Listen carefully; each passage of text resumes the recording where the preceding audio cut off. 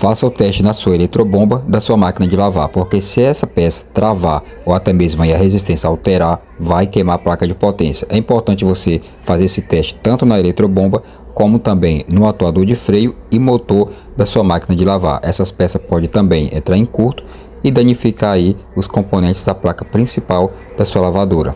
A gente vai estar postando vídeo direto e também fazendo live. Aproveita aí, se inscreva no canal, ativa o sino para notificações e receba vários vídeos importantes aí para você aprender a consertar a sua lavadora.